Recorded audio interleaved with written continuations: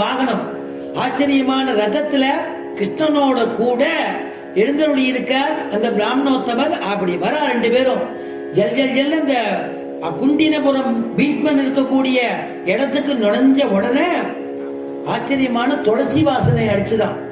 ஏன்னா ஆண்டாள் ஒரு இடத்துல அனுபவிக்கிறா, பூங்கொள் திருமுகத்து மடுத்தூரிய சங்கொலியும் சார்கவில்லின் நானொலியும் தலை பெய்வது எஞ்ஞான்றுகளோங்கிறா.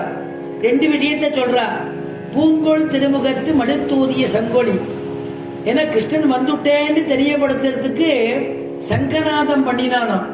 அந்த சங்கநாதம் காதுல விழுந்தவுடனே ஆகா கிருஷ்ணன் வந்துட்டான்னு சந்தோஷப்பட்டுண்டாளாம். பூங்கொள் திருமுகத்து மடுத்தூரிய சங்கொலி, இது பாகவதத்துல ஆண்டாள் சொல்ற விஷயம் இது. அப்புறம் சார்கவில்லின் நானொலியும், சீதை ஒரு தடவை व्यसனப்பட்டு இருக்கும் பொழுது, ஏன்னா மாயாராமனை கொண்டு வந்து கழுத்தை வெட்டி விடுறான். அதனால அந்த சம்பவத்தை நினைச்சு துக்கப்பட்டு இருக்கும் பொழுது, அப்படி எல்லாம் எதுவும் ஆகல, நான் இருக்கேன், சீதையை பார்த்து பிரலாபிக்க வேண்டாம்னு தெரியப்படுத்துறதுக்காக இளைய பெருமாளுடைய மடியில படுத்திருந்த சக்கரவர்த்தி திருமகன் அப்படி எழுந்து வந்து தன்னுடைய சார்கத்தினால ஒரு அந்த நாணை இழுத்து விட்டாராம். அந்த டங்காரம் சார்கவில்லின் நானொலியும். ஆண்டாள் கேட்கிறா, ருக்மணி தவிச்சுட்டு இருந்தாங்கிறதுக்காக அன்னைக்கு கிருஷ்ணனா இருந்து சங்கநாதம் பண்ணியேப்பா. சீதை தவிச்சுட்டு இருந்தாங்கிறதுக்காக ராமனா அவதாரம் பண்ணி உன்னுடைய தனுசுலேருந்து நான் கையிட்டு அப்படி ஒரு இழுத்து டங்காரம் பண்ணியே, எனக்கு எதுவுமே பண்ணலையே, நீ நினைச்சுன்னு போக வேண்டாமா, உன்னையே நினைச்சிருக்கேனேங்கிறதுக்காக இந்த பாசுரம் விட்டு பாடுறா நாச்சியார் திருமணியில. அப்படி துளசி வாசனை கேட்டதுன்னு யார் சொல்றான்னா, யாதவாபியுதயத்துல சுவாமி தேசிகன் சாதிக்கிற துளசி வாசனை வந்தா பெருமாள் இருக்கான்னு அர்த்தம். ஆண்டாளே சொல்றாளே, நாற்ற துழாய்முடி நாராயணன் நம்மாளுங்கிறா. உள்ள கிருஷ்ணன் இருக்கான்னு எனக்கு தெரியாதா? வாசனை வீசுறதே, என்ன வாசனை வீசுறது, நீ என்ன வாசனை வீசுறதா? துளசி வாசனை வருதே, அப்ப கிருஷ்ணனோட நீ போகம் பண்ணிட்டு இருக்கேன்னு தானே அர்த்தம். நாற்ற துழாய்முடி நாராயணன் நம்மால் அப்படின்னு அற்புதமாக அனுபவிக்கிறான் நாச்சியார் திருமணியில.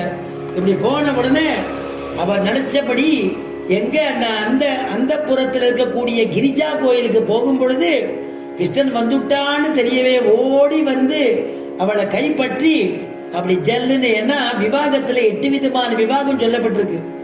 ஆனா இந்த கிருஷ்ணன் வந்து ருக்மணியை கைப்பற்றக்கூடிய விவாகத்தை ராட்சச விவாகம்னு சொல்லியிருக்கு. ஏன்னா அவள் இஷ்டப்படுறா, அவள் கிருஷ்ணனுக்கே உரியவள், கண்ணன் அவளுக்கே உரியவன், தன் உரிமையான சொத்து. அதனால உடைமை உடையவன் சொல்றோம் இல்லையா? கிருஷ்ணனுடைய உடைமை யாரு? ருக்மணி. நாமெல்லாம் கூட கிருஷ்ணனுடைய உடைமை தான். உடையவன் யாரு? கிருஷ்ண பரமாத்மா. தன் சொத்தை தான் எடுத்துக்கிறான். அதனால ஓடி வந்து கைப்பற்றி ரதத்துல அமர்த்திண்டு போகும்பொழுது ருக்மி எதுக்க வரான். ருக்மி எதுக்க வந்த, ருக்மின்னா அண்ணன் மூத்தவன், அவன் ஓடி வந்து யுத்தம் பண்றான். அப்ப கிருஷ்ணன் வந்து உடைவாளை எடுத்து வெட்டுறதுக்கு போற. உடனே ருக்மணி கிருஷ்ணனுடைய திருவடியை பிடிச்சு, அண்ணா கல்யாண சமயத்துல மச்சினரை ஒண்ணு பண்ண வேண்டாம் அப்படின்னு கேட்டுக்கிறார். உடனே அவர் என்ன பண்ணினார், அப்படியா சரி, அவன் இந்த மாதிரி எதிர்த்ததுக்கு அவன் தோத்து போயிட்டாங்கிறதுக்காக கொஞ்சோண்டு கிராப் முன்னாடி மட்டும் துளியோண்டு கட் பண்ணி விட்டு விடுறேன்னு, ஸ்டெப் கட்டிங் சொல்றாள், அந்த மாதிரி கட் பண்ணி விட்டு விடுறேன்னு கட் பண்ணி விட்டாராம். இத வந்து நாச்சியார் திருமணியில ஆண்டாள் அனுபவிக்கிறார். கண்ணாலன் கோடித்து கன்னி தன்னை கைப்பிடிப்பார்.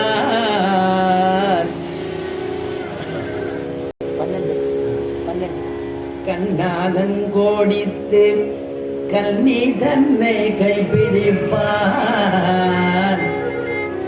தின்னார்ந்திருந்த சிசுபாலன் தேசழிந்து அண்ணாந்திருக்கவே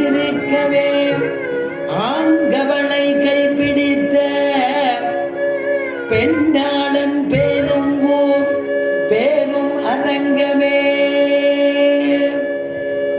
கண்ணாலம் கண்ணாலம் சொல்லுவா இல்லையா, மதுரை பாஷை. ஆண்டாள் மதுரை பக்கம் தானே, அதனால கண்ணாலம் கண்ணாலம்ங்கிற. கண்ணாலம் கோடித்து கன்னிதன்னை கைப்பிடிப்பான்.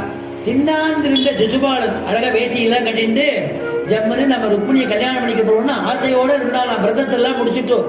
பல பல பலன் இருக்கா சிசுபாலன் ஏமாற்றத்தை அடைஞ்சாங்கிறா.